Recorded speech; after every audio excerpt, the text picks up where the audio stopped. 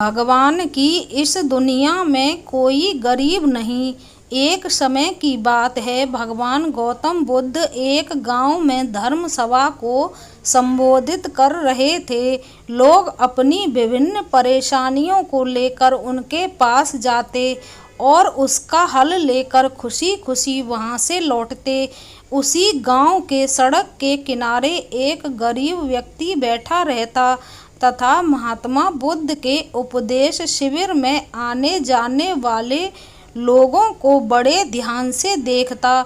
उसे बड़ा आश्चर्य होता कि लोग अंदर तो बड़े दुखी चेहरे लेकर जाते हैं, लेकिन जब वापस आते हैं तो बड़े खुश और प्रसन्न दिखाई देते हैं। उस गरीब को लगा कि क्यों न वो भी अपनी समस्या को भगवान के समक्ष रखे।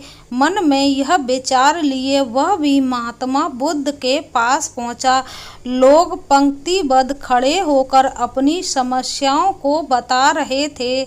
जब उसकी बारी आई तो उसने सबसे पहले महात्मा बुद्ध को प्रणाम किया और फिर कहा, भगवान, इस गांव में लगभग सभी लोग खुश और समृद्ध हैं, फिर मैं ही क्यों गरीब हूँ। इस पर उन्होंने मुस्कुराते हुए कहा, तुम गरीब और निर्धन इसलिए हो क्योंकि तुमने आज तक किसी को कुछ दिया ही नहीं। इस पर वह गरीब व्यक्ति बड़ा आश्चर्यचकित हुआ और बोला, भगवान, मेरे पास भला दूसरों को देने के लिए क्या होगा। मेरा तो स्वयं का गुजारा बहुत मुश्किल से हो पाता है। लोगों से भीख मांग कर अपना पेट भरता हूँ।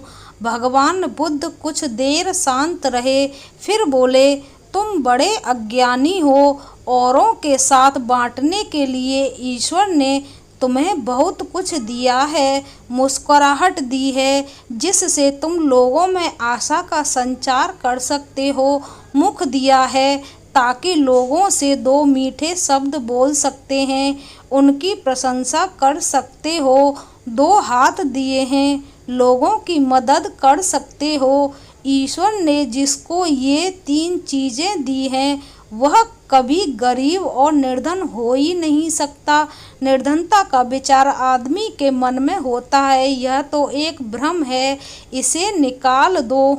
कभी भी मन में निर्धनता का भाव उत्पन्न न होने दो, गरीबी अपने आप दूर हो जाएगी।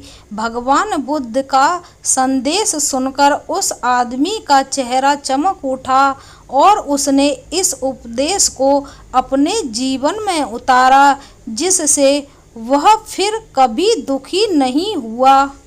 दोस्तों, यह वीडियो आपको पसंद आई हो तो प्लीज़ लाइक, शेयर, कमेंट करना। धन्यवाद।